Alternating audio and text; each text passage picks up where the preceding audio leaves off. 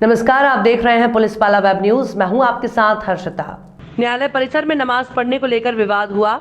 न्यायालय परिसर में नमाज पढ़ने को लेकर एक नया विवाद जन्म ले रहा है, जिसमें एक महिला अभिभाषक ने अभिभाषक संघ के आदेश का विरोध करते हुए नमाज न पढ़ने देने का आरोप लगाया, जबकि संघ ने कहा कि नए आदेश के तहत परिसर में किसी भी प्रकार के धार्मिक आयोजन न करने का निर्णय लिया गया। उक्त अभिभाषक को संघ से निष्कासित करने की मांग करते हुए 4 सदस्यों ने इस्तीफे दे दिए। न्यायालय परिसर में गुरुवार से एक नया विवाद रूप लेने लगा है, जिस मामले को बोर्ड कमेटी ने शांति से निपटाया। मामला चल रहा है नमाज को लेकर, क्या मामला है? कोई मामला मेरे हिसाब से कोई मामला नहीं है। हमारे परिवार की एक सदस्य हैं शाहीन भी, वो बाहर में नमाज पढ़ती हैं और नमाज पढ़ना वो कुछ अधिवक्ताओं ने करीब 50 अधिवक्ताओं ने एक हस्ताक्षर कर ज्ञापन दिया था कि ये रोकी जाए। हमने कार्यकारिणी की मीटिंग बुलाई और मीटिंग में सभी सदस्य उपस्थित थे और ये निर्णय लिया कि ये बैठ के मामला सुलझा लें जब तक ये इस अभिभाषक संघ कक्ष में किसी भी प्रकार की धार्मिक जो गतिविधियाँ होती हैं वो सब बंद कर दी हैं। बस उसके अलावा कोई वो नहीं है। आपका नाम और आपका पद? स्वदेश पांडे, अध्यक्ष अभिभाषक संघ। हिंदू समाज का हो या मुस्लिम समाज का हो, वो न्यायालय भवन के अंदर जो नहीं होगा। वैसे 2 जो बनाए जाते हैं परंपरागत रूप से, एक वसंत पंचमी का और एक अहिल्या उत्सव, जिसमें हर वर्ग के लोग शामिल होते हैं, वो नियमानुसार मनाए जाते रहेंगे, लेकिन अंदर भवन के अंदर किसी भी प्रकार का धार्मिक आयोजन नहीं होगा। इस बात को लेकर ये सर्वानुमति से कार्यकारिणी में निर्णय हुआ था। उसको लेकर अभिभाषक संघ के अध्यक्ष और द्वारा एक सूचना पत्र भी चस्पा किया गया था, जिसे किसी ने बाद में फाड़ दिया। उसके बाद संबंधित जो अभिवक्ता थी उन्होंने आपत्ति ली कि मुझे इसमें भवन में ही अनुमति मिलना चाहिए।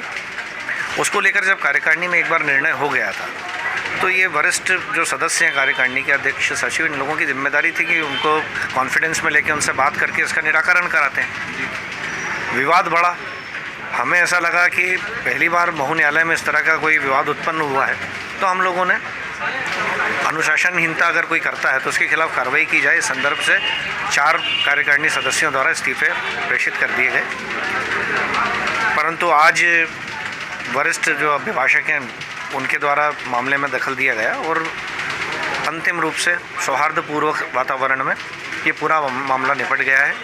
अब इसमें भविष्य में कोई विवाद उत्पन्न होने की संभावना भी नहीं लग रही है, क्योंकि महू न्यायालय की परंपरा रही है कि हिंदू मुस्लिम की बात आज तक तो न्यायालय में कभी उत्पन्न नहीं हुई थी।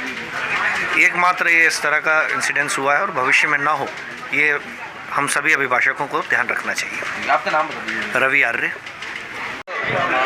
नमाज को लेकर कुछ मामला हुआ था, क्या पूरा मामला? जी, एक्चुअल में ये है कि जब से मैं यहाँ पर आई हूँ, जब से मैंने सदस्य ली, तब से मैं डेली नमाज़ पढ़ रही हूँ। मुझे 14 साल हो चुके हैं। मुझे कभी किसी के द्वारा नहीं रोका गया, लेकिन पिछली 9 तारीख से मुझे कंटिन्यू नमाज़ के लिए रोका जा रहा है। मेरे को ये भी नहीं बताया गया कि वजह क्या है, और नमाज़ के लिए मुझे रोकना भी एक तरीका होता है, लेकिन वहाँ का जो कर्मचारी बदतमीजी से कहता है कि आप यहाँ से निकल जाओ, आप यहाँ नहीं आओगे, आपको नमाज़ के लिए मना किया गया है। जब मैंने उसको ये पूछा तो बोले साहब लोगों ने मीटिंग की, उन लोगों ने कहा। जब मैंने अध्यक्ष महोदय को पूछा तो वो बोले हमने ऐसा कुछ नहीं कहा है, अभी हम आधे घंटे बाद बात करते हैं। उन्होंने कोई जवाब नहीं दिया। फिर उसके बाद मैंने हमारे जो सचिव महोदय उनसे बात की, उन्होंने भी कहा कि हमने ऐसा कोई निर्णय नहीं लिया, अभी हम बात करते हैं और विवाद करना नहीं चाहते। मैंने यही पूछा कि विवाद की तो कोई बात ही नहीं आ रही है, मैं तो सुकून से 10 मिनट वहाँ बैठती ही तो हूँ, और ये अपनी सुविधा के लिए बना है। मेरा घर यहाँ से 7 किलोमीटर की दूरी पे, मैं वहाँ जा नहीं सकती हूँ, इसलिए मैं ये नमाज अदा करती हूँ।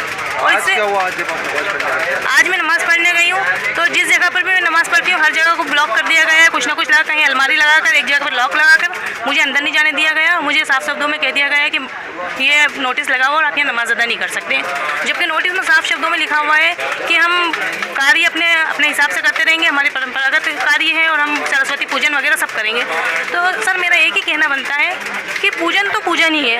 आप बोलते हो कि न्याय का देवता है भैरू महाराज, इसलिए आप पूजा करो। सरस्वती माता है विद्या की देवी, इसलिए आप पूजा करो। मेरे लिए तो न्याय भैरू, सरस्वती माता सब कुछ सिर्फ खुदा है, और मैंने कहीं कोई मूर्ति नहीं लगाई है, कहीं कोई लोबान अगरबत्ती कुछ नहीं किया है। सुकून से एक जगह पर बैठती हूँ मैं 10 से 20 मिनट, अपना जो खुदा को याद करना खामोशी से याद करती हूँ। यहाँ तक कि कोई शोर भी नहीं, मेरे मुंह से कोई आवाज़ तक नहीं निकलती है। फिर उस चीज़ से परेशानी किया। किसी भी चीज़ को रोका तब जाता है जब किसी को किसी चीज़ से कोई तकलीफ हो, कोई परेशानी हो। जब मुझे कोई तकलीफ हो ही नहीं रही किसी चीज़ से, तो फिर मुझे रोकने की वजह भी नहीं बनती है। तो मैं यही पूछना चाहती हूँ कि भाई ऐसे क्यों रोका गया, और जिन लोगों ने भी आपत्ति ली है वो आपत्ति का रीज़न तो बताएं कम से कम कि क्या वजह है उनकी आपत्ति लेने की।